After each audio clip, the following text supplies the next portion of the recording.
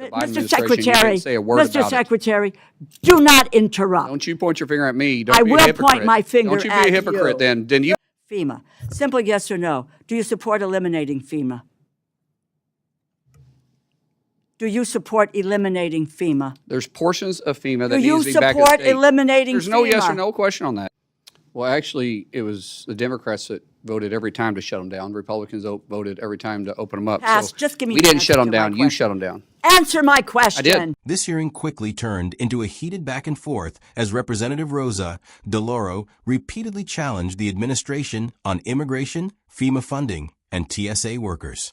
But the most intense moments came when both sides started interrupting each other. Watch what happened. But I also want to remind people that let's not forget what was a Trump administration policy initiated by Stephen Miller, which was to let us separate children from their families at the border, because this would be a way to curtail or to stop immigration, separating children from their families, how to hurt them the most. I asked and had a phone conversation with Secretary Azar at the time. I know I was in my living room with my 2-year-old grandson on my lap trying to have this conversation, and I asked him if there was a way in which he had a list of how you could reunite children with their families, and he assured me that we did. You know, when you take your clothes to the cleaners, they give you a tag, and you then go back and you retrieve your clothes. When you get luggage, you go and get your luggage is returned. Well, quite I wish the frankly, Biden administration would have done that. Let me just say this to you, sir. Again, it is my time. 3,900 children were separated from their families. 450,000 kids were lost during the Biden Mr. administration. You Secretary, didn't say a word Mr. about it. Secretary, do not interrupt. Don't you point your finger at me. Don't I be a will hypocrite. point my finger Don't you be at a hypocrite you. then. Then you be as 3,900 you should be kids. as upset about the 450,000 I am kids that upset. were lost. And You didn't say a word about it. For 4 years, you never said a word. Mr. Secretary. Could you put him in his place for Don't yell at You me. should I'm be the put in good your guy. place. Mr. Secretary, if you would like 4 minutes for a closing statement when everybody's done, I'll give you that. But while members are on their 8 minutes, I need them to have their 8 I minutes. Mr. started Chairman, my I comments. appreciate that. My issue is that they say this for sound bites, and I'm not going to let them say What something did like you that do that's not just true. recently for sound bites? I sympathize with the 400,000. We are going to have something resembling order here. The time is the ranking members. If you would like to respond later on, there are methods to do that, but it's not a who can talk louder into the mic. It's not. So, you are recognized. Thank you very much. I will not let her Mr. sit there Chairman. and lie and accuse something this ridiculous. You know- This is the legislative branch, and it's my hearing, and so I'm going to try to some extent to control it moderately. And do Thank you. not accuse me of lying. Do not. Then don't. I do not. I appreciate, and I said to you at the outset, there's concern for children across the board. We care deeply about what's happening to children. And I went to the border and I watched children in those fenced-in places years ago and what was happening to them.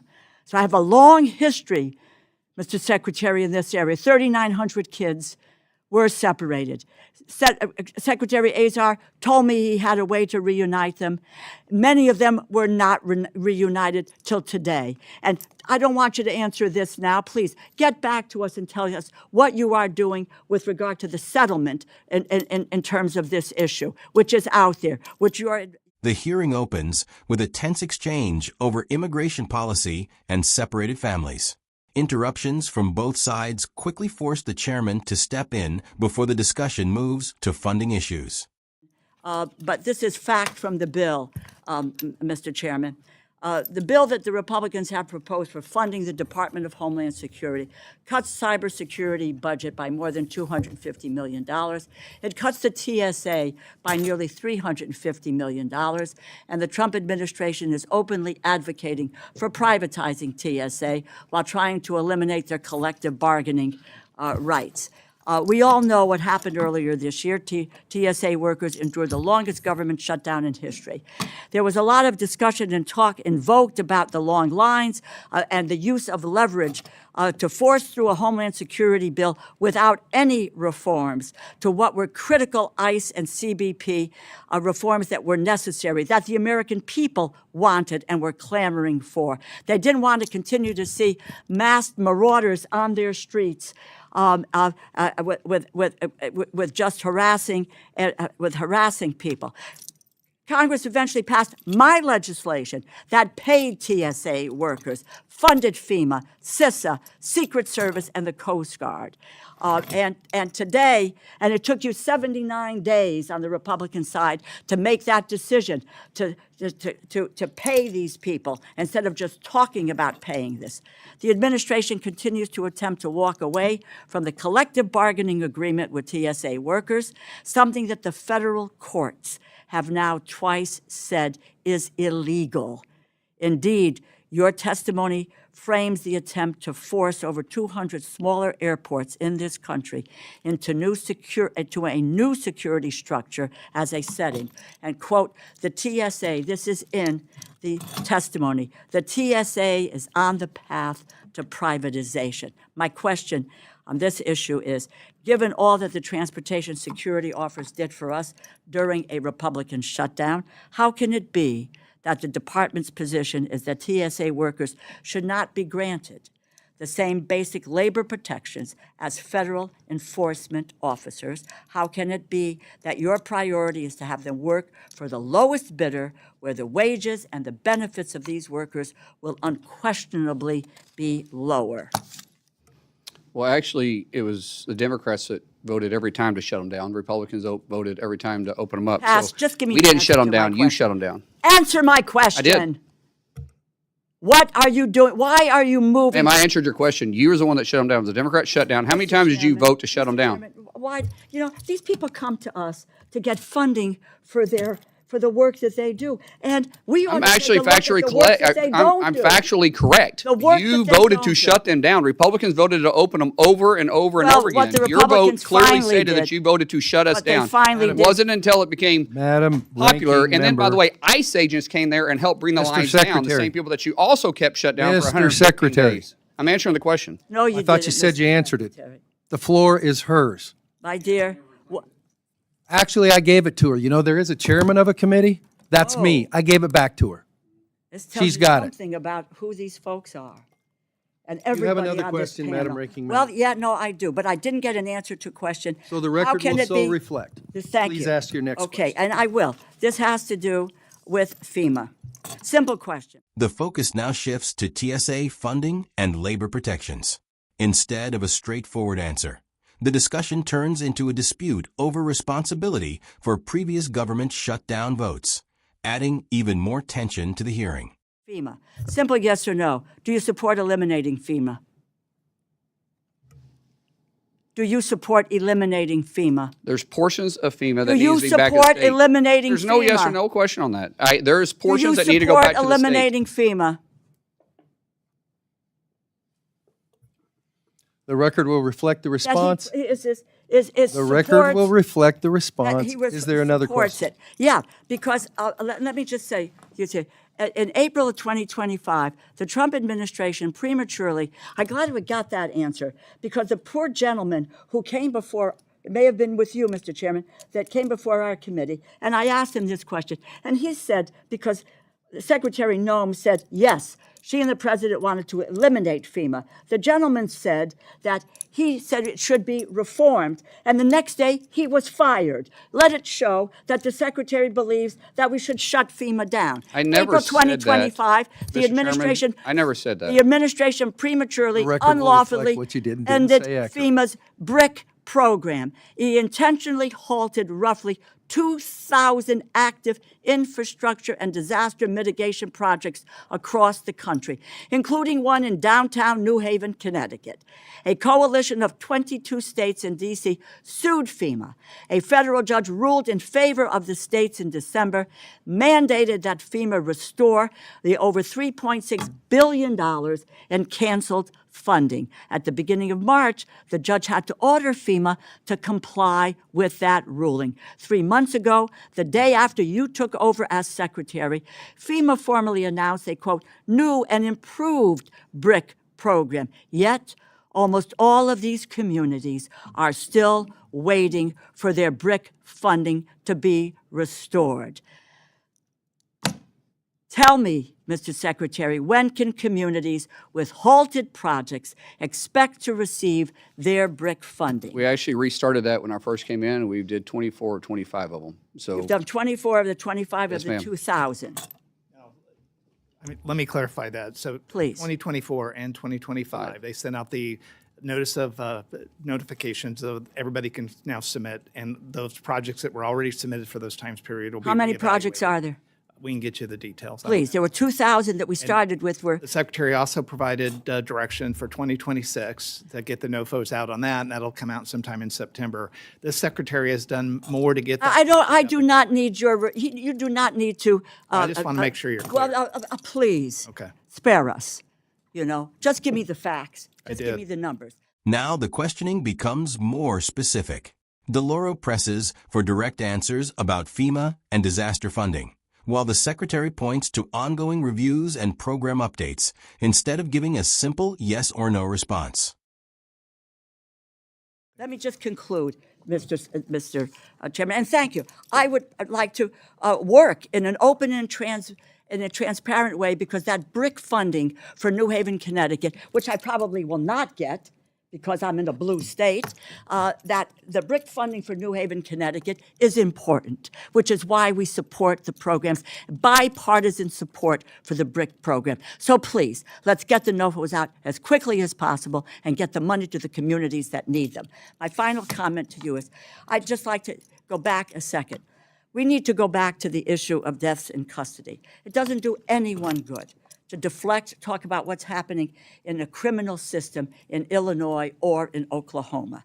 What we need, because 54 deaths are 54, in what is civil detention, we need a plan to address the fact that 54 people in your department they were in civil detention, it's not criminal detention, are dead. They should not be. We need to hear from you. I don't need an answer now. There is no time. I've taken an enormous amount of time. Get us a policy, a plan, in a timely fashion that says, how are we going to deal with these issues? The hearing closes with a broader appeal for transparency and accountability. Rather than seeking another debate, DeLauro asks for detailed plans and written follow-up on disaster funding and deaths in civil detention. This hearing covered several major issues within the Department of Homeland Security, but one theme connected nearly every exchange: accountability. Representative Rosa DeLauro repeatedly pressed for direct answers on immigration policy, disaster preparedness, transportation security, and conditions within federal detention facilities. Rather than limiting the discussion to one specific topic, she argued that each issue reflected a broader question about how the department was carrying out its responsibilities. The first part of the hearing focused on immigration and the long-running issue of family separation at the southern border. DeLauro referenced previous administration policies involving separated families and asked about efforts to reunite children with their relatives. The discussion quickly became contentious, with interruptions from both sides eventually prompting the committee chair to restore order. That early exchange set the tone for the remainder of the hearing, where disagreements frequently centered not only on policy, but also on the factual record and competing interpretations of past events.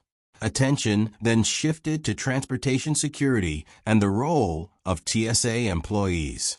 DeLauro questioned budget proposals affecting the Transportation Security Administration and raised concerns about collective bargaining rights and workforce protections. She argued that TSA personnel perform essential public safety functions and questioned why they should receive different treatment from other federal law enforcement employees. The Secretary responded by pointing to disagreements over previous government shutdown votes and funding decisions, leading the conversation away from the original policy question and into a debate over congressional responsibility. Another major portion of the hearing focused on FEMA and disaster mitigation funding. DeLauro repeatedly asked whether the administration supported eliminating FEMA and later questioned the status of disaster resilience grants that had been delayed or halted. Her questions reflected concerns raised by states and local communities waiting for funding related to infrastructure and disaster preparedness projects. The Secretary responded by describing actions already taken to restart portions of the program and indicated that additional details would be provided regarding the remaining projects. While both sides discussed the same program, they emphasized different aspects of its implementation and progress. The final section addressed deaths occurring in civil immigration detention. DeLauro argued that regardless of political disagreements, every death in federal custody deserved careful review and a clear plan for prevention. Rather than asking for an immediate answer during the hearing, she requested that the department provide a written policy outlining how it intended to address those concerns going forward. That request reflected a broader oversight role often exercised by congressional committees, where follow-up information submitted after hearings can become just as important as testimony delivered during the hearing itself. One notable feature of this exchange was the communication style. DeLauro frequently asked direct questions, seeking concise answers, while the Secretary often responded by providing additional context or referencing broader policy debates. As a result, several exchanges evolved into disagreements over previous votes, funding history, or administrative actions, instead of remaining focused solely on the original questions. Moments like these are common during congressional oversight hearings because both lawmakers and executive officials often seek to frame the discussion according to their own priorities. More broadly, this hearing illustrates the role Congress plays in overseeing executive branch agencies. Appropriations hearings are not only about budgets, but also about evaluating how federal programs are administered, how taxpayer dollars are spent, and whether agencies are meeting their legal responsibilities. Members may use these hearings to request information, challenge policy decisions, or seek commitments for future action, while department leaders explain and defend the administration's approach. Ultimately, this exchange presented competing perspectives on several significant public policy issues. Representative DeLauro argued for greater transparency, stronger congressional oversight, and additional commitments regarding immigration, disaster preparedness, and detention conditions. The department defended its broader approach while disputing several of the criticisms raised during the hearing. As with many oversight hearings, viewers may evaluate the arguments differently after considering the testimony, the questions, and any additional information that may be provided following the hearing. The hearing itself serves as an opportunity for those issues to be examined in a public forum where both criticism and responses can be placed on the record.